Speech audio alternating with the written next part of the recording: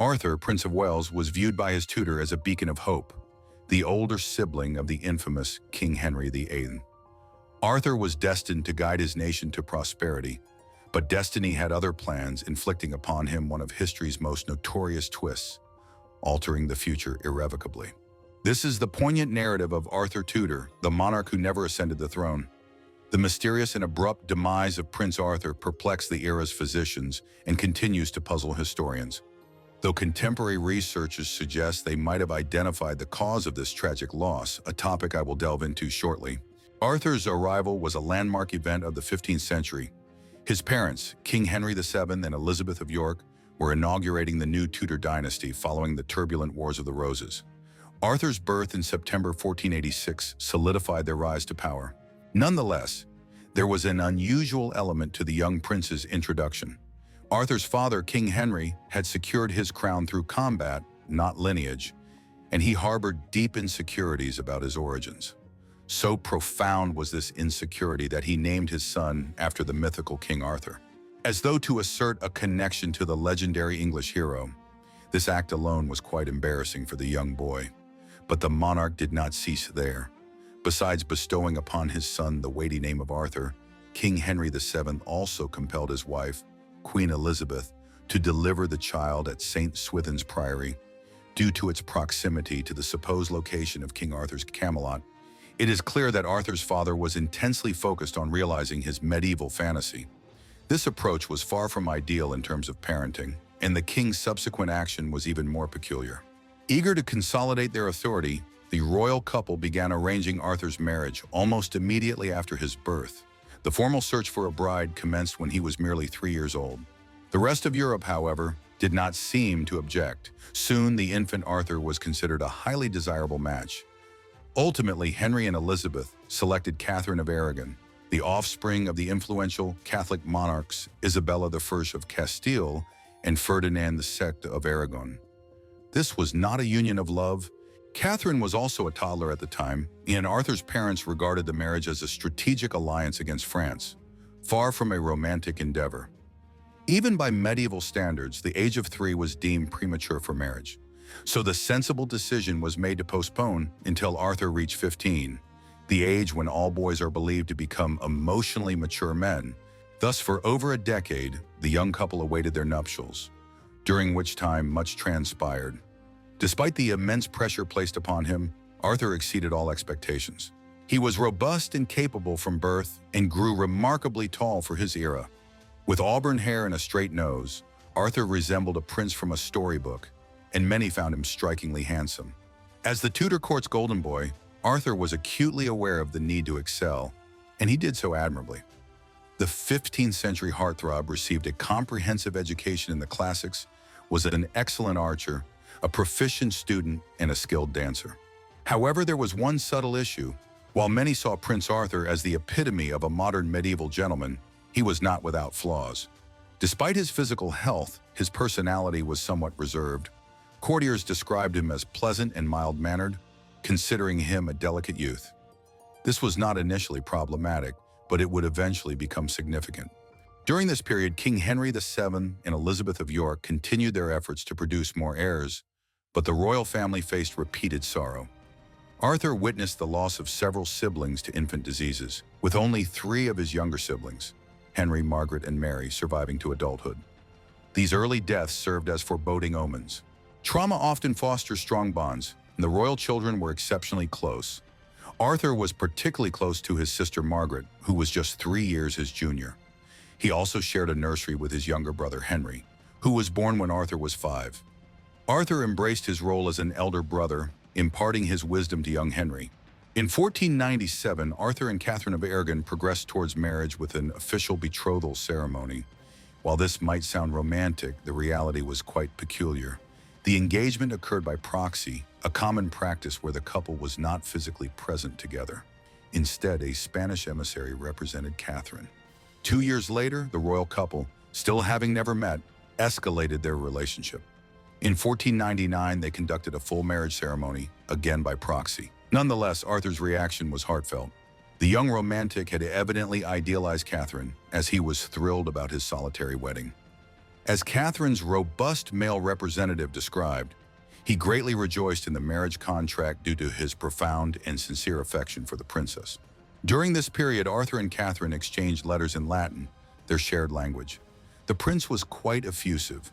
2 years later, with Catherine still having not arrived, Arthur expressed, "I cannot express the earnestness of my desire to see your highness, and how frustrating I find this delay in your arrival." The young prince was eager, and his anticipation manifested in other ways. Not content with merely romancing Catherine, Arthur also corresponded with her parents, promising to be a devoted and loving husband once he finally met his bride. High expectations often lead to significant disappointments. On October 2, 1501, Catherine of Aragon finally arrived in England.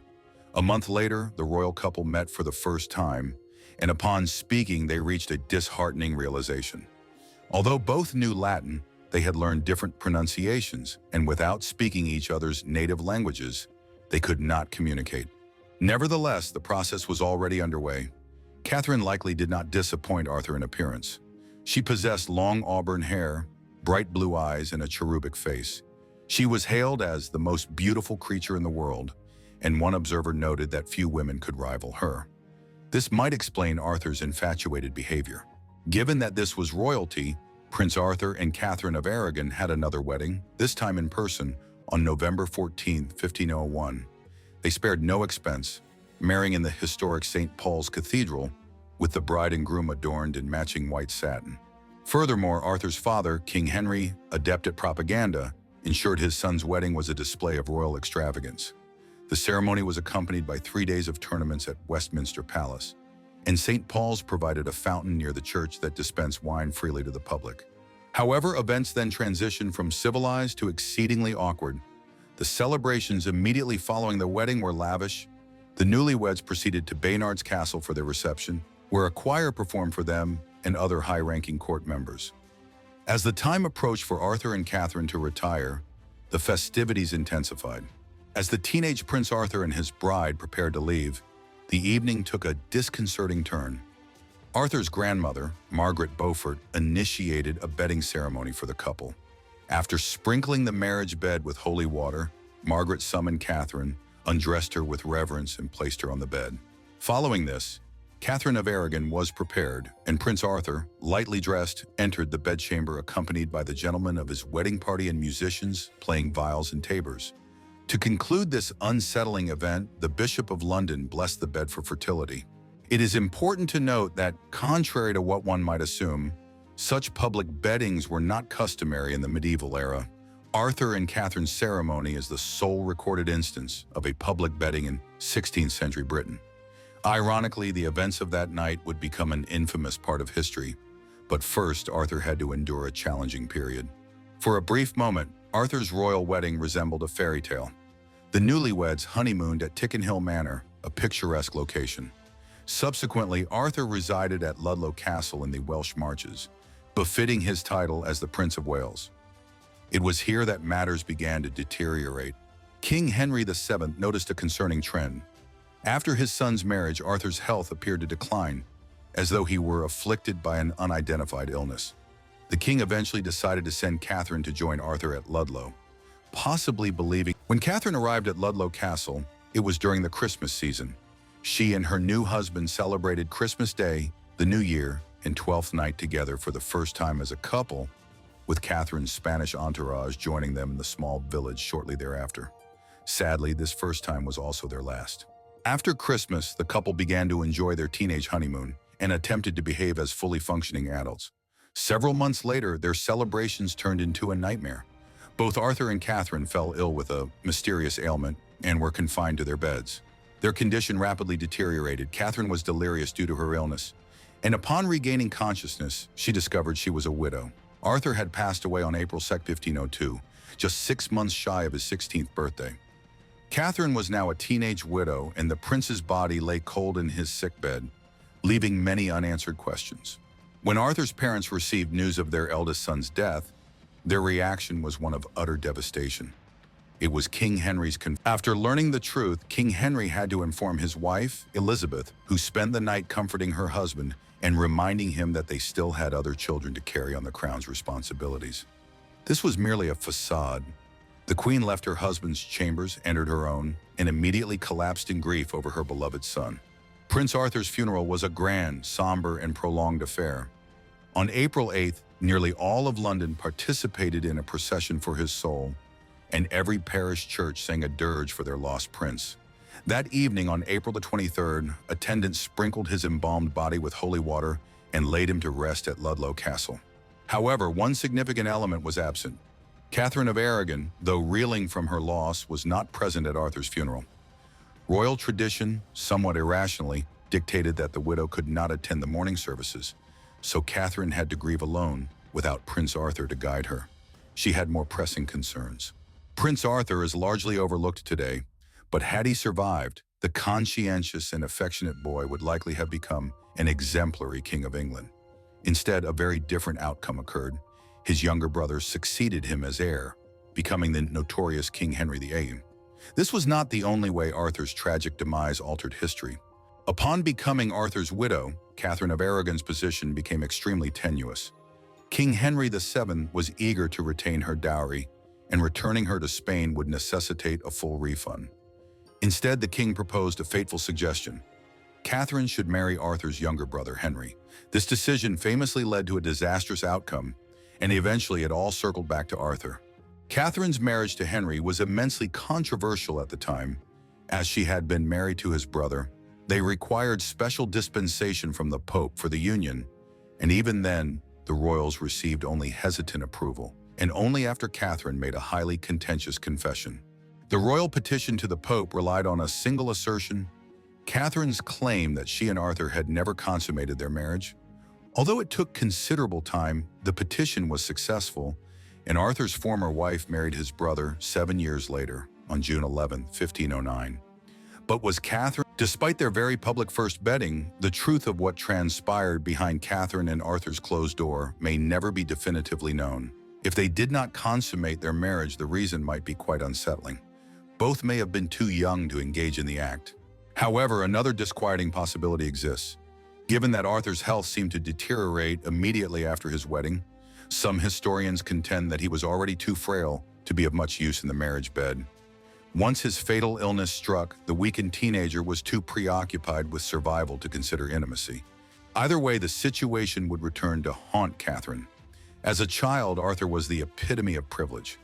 When he was just 4 years old, his father, King Henry VII, decided it was time for his son to have his own household structure, meaning his own servants and chamberlains to cater to his every whim. King Henry VII was not alone in his enthusiasm for Arthur's potential contributions to his dynasty. Many across Europe predicted that the young prince would usher in a golden age upon ascending the throne, viewing him as a living emblem of the English crown's strength. In fairness to the infamous Henry VIII, Arthur did leave him in a precarious situation. At the time of Arthur's death, Henry was a mere 10 years old, and likely as grief-stricken over his brother's passing as everyone else. Moreover, the elder King Henry VII, apprehensive about losing another heir, kept the young boy under strict supervision. This situation would undoubtedly have a profound impact on anyone, though it does not excuse Henry's subsequent treatment of Arthur's memory. Ultimately, Catherine of Aragon was King Henry VIII's queen for over 2 decades, but Arthur's specter continued to loom, awaiting an opportunity to exert its influence. Catherine never provided Henry with a male heir, and by 1525 she was no longer able to bear children. Henry was captivated by his mistress, Anne Boleyn. It was then that Arthur's memory resurfaced. Infatuated with Anne and desiring to make her his fertile queen, Henry sought any pretext to discard Catherine, invoking the Bible as his justification. According to Henry, his marriage to Catherine was divinely cursed because he had violated God's law by marrying Arthur's widow, leading to a most unsettling accusation. King Henry's convenient turn toward the Bible also meant he could no longer trust his wife. He believed that his lack of a male heir was a consequence of divine retribution, and thus Catherine must have been dishonest when she claimed that she and Prince Arthur had never been intimate. In a final cruel twist, Arthur's death solidified the future of the English monarchy. King Henry's desperation to be rid of Catherine, through the invocation of his brother Arthur, culminated in the king's great matter. This ultimately led to a revolution, with Henry assuming leadership of the church. annulling his own marriage and initiating the English Reformation, all stemming from Prince Arthur's untimely death. After denying her the crown, Henry insisted on referring to Catherine as the Dowager Princess of Wales, a title that, while seemingly respectful, was deeply insulting, as it pointedly reduced her to merely Prince Arthur's widow and ignored her previous title of Queen. For what it is worth, Catherine of Aragon maintained until her death that she and Prince Arthur had never consummated their marriage. She was so steadfast in her convictions that she continued to demand that her household servants address her by her royal title long after King Henry VIII had officially separated from her. Historians today can only speculate about the cause of Prince Arthur's demise. Contemporary sources indicate that the prince and princess battled a malign vapor originating from the air for nearly a month. However, this is not particularly enlightening, as medieval individuals believed all diseases stem from the air. Nonetheless, some researchers believe they have identified a possible cause. While definitive confirmation is impossible, historians are aware that the fatal sweating sickness, a plague that emerged in the late 15th century before abruptly vanishing in 1551, was prevalent in the Welsh borderlands at the time. It is plausible that this illness fatally afflicted Prince Arthur, as it did many of his contemporaries. The tragic and untimely death of Prince Arthur of Wales reshaped the course of English history in ways that few could have anticipated. His passing at the age of 15 left a void in the Tudor dynasty, setting the stage for the rise of his younger brother, Henry VIII, whose reign would forever change the religious and political landscape of England. Had Arthur lived to inherit the throne, England's trajectory might have been vastly different, perhaps avoiding the tumultuous shifts brought by Henry's break from the Catholic Church and the subsequent creation of the Church of England. Arthur's life was marked by high expectations, both from his parents and from the realm that saw him as the embodiment of stability and continuity. His education, betrothal, and eventual marriage to Catherine of Aragon were all orchestrated with the aim of securing England's future. Yet fate intervened, and Arthur's premature demise left many questions unanswered, not only about his potential as a ruler, but also about the true nature of his marriage. The lingering debate over whether his union with Catherine was consummated would have lasting consequences, fueling the eventual schism between Henry VIII and the Catholic Church. Arthur's death also had profound personal effects on those who loved him. His parents, King Henry VII and Elizabeth of York, were left heartbroken, with Elizabeth herself passing away a year later, possibly from grief. Catherine of Aragon, meanwhile, found herself in an uncertain position, caught between her father-in-law's political maneuvers and the expectations of her native Spain. Her eventual marriage to Henry VIII was not only a matter of diplomacy, but also one of survival, shaping the Tudor dynasty in ways no one could have foreseen. Modern historians and medical experts continue to speculate about the exact cause of Arthur's death. Some believe he succumbed to tuberculosis, while others propose that he may have suffered from an unidentified epidemic common in the era. Regardless of the medical explanation, his death remains one of history's great what-ifs. What kind of ruler would Arthur have been? Would he have maintained England's ties to the Catholic Church? Would he have had the same tumultuous marital history as his younger brother? These are questions that can never be definitively answered, but they continue to captivate scholars and enthusiasts alike. Ultimately, Arthur's legacy is one of lost potential.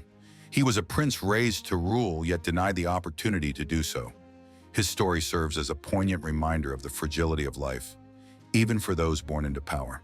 The events that followed his death irrevocably altered the future of England, proving that sometimes the most influential figures in history are not those who rule, but those whose absence changes the course of nations.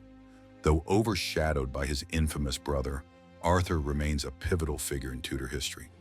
A king who never was, but whose death shaped the destiny of a kingdom. If you have enjoyed these stories, please show your appreciation by liking and subscribing to our channel.